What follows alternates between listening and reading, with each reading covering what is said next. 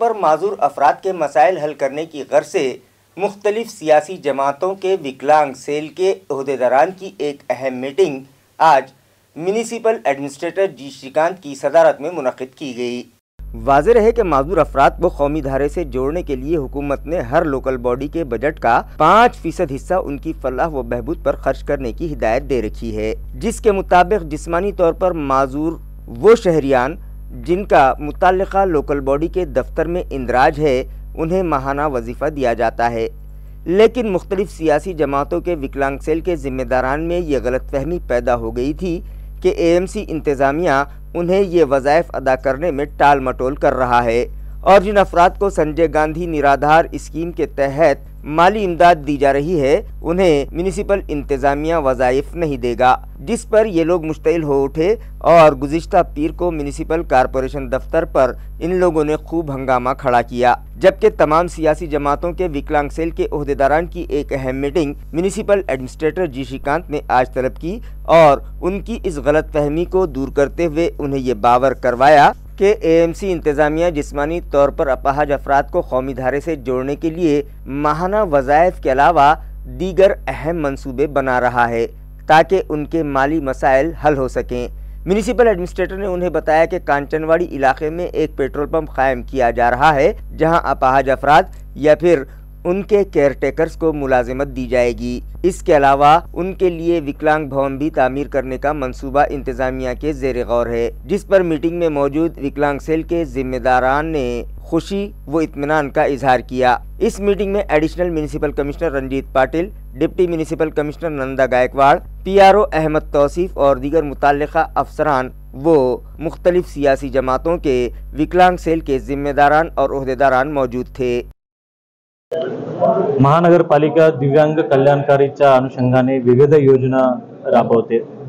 आणि त्या योजना राबवत असताना विशेष करून आज सर्वपक्षीय दिव्यांग संघटनाची विविध पदाधिकारी सोबत बैठक झाली। बरेच असे अधिकाऱ्यांचे आणि जे संघटनामध्ये काम करणारे दिव्यांगांचे काही गैरसमज होते ते सुद्धा आज दूर करण्यात आले आणि विशेष करून येत्या डिसेंबर 3 तारीखपर्यंत आमच्या महानगरपालिकेचा एकूण उद्देश अशी आहे, माननीय पंतप्रधान श्री नरेंद्र मोदी साहेबांचे जे संकल्पना आहे की भारतातली प्रत्येक व्यक्ती आत्मनिर्भर झाला पाहिजे आणि त्या अनुषंगाने जे महानगरपालिकेची आहे की उदरनिर्वाहाचं देणे, तो आम्ही त्या पैसे देण्यावर आमच्या भर नाही आहे आणि आमच्या माननीय पंतप्रधानांची जे स्वप्न आहे की प्रत्येक व्यक्ती आणि विशेष करून समाजातील अत्यंत दुर्बल घटक जे आहे ते दिव्यांग व्यक्तींचा आत्मनिर्भर करण्याचा कशा पद्धतीने होऊ शकतो त्या अनुषंगाने त्यांना विविध ट्रेनिंग आहे त्या गोष्टीवर जास्त भर देणे आणि तसेच महानगरपालिका मार्फत विविध कंत्राट दिलं जातं, जसं बेघर निवाराचा असेल, तसेच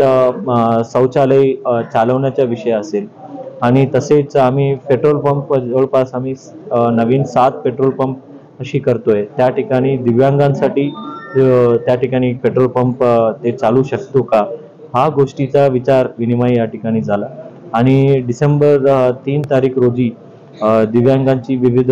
कला, क्रीडा, कल्चरलच्या स्पर्धा सुद्धा आम्हाला त्या ठिकाणी घ्यायची आहे आणि प्रत्येक वेळी विशेष करून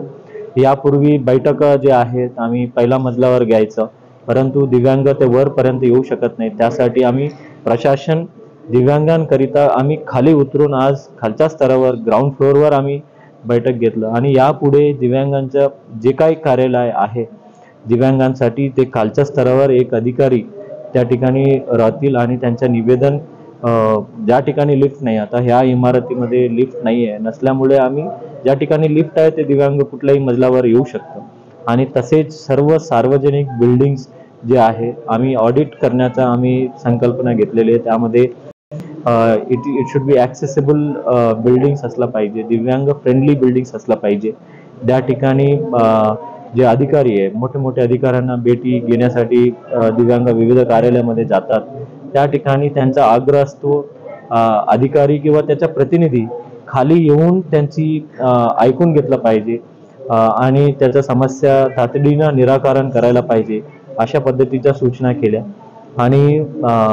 या शहरामध्ये एक दिव्यांगांसाठी एक मोठं भवन आणि त्यामध्ये त्यांच्यासाठी लागणारे ट्रेनिंग कोर्सेस असतील आणि त्यामध्ये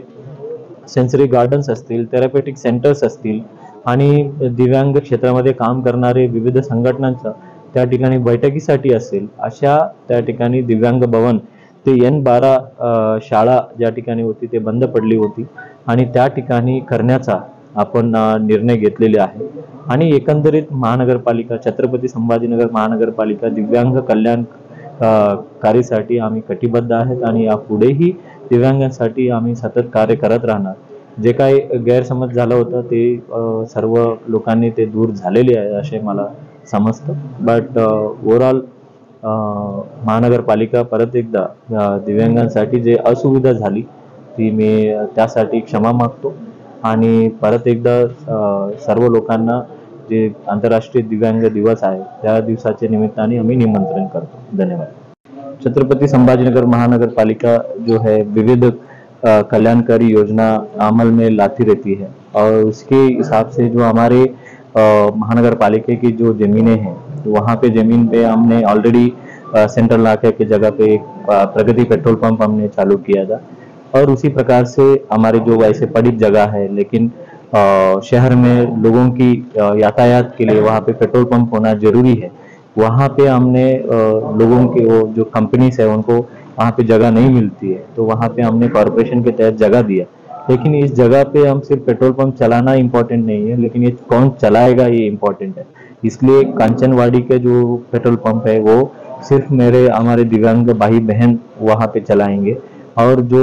उसमें जो कर्मचारी होंगे वो दिव्यांग होंगे या जो मतिमंद है उनकी गतिमंद है उनकी गार्डियन होगा। इसके हिसाब से वो एक सामाजिक दायित्व पूरा करने की हेतु हम वहाँ पे वो पेट्रोल पंप दिव्यांग भाई बंधु से ही चलाएंगे। अपाहज अफराद को कौमी धारे से जोड़ने के लिए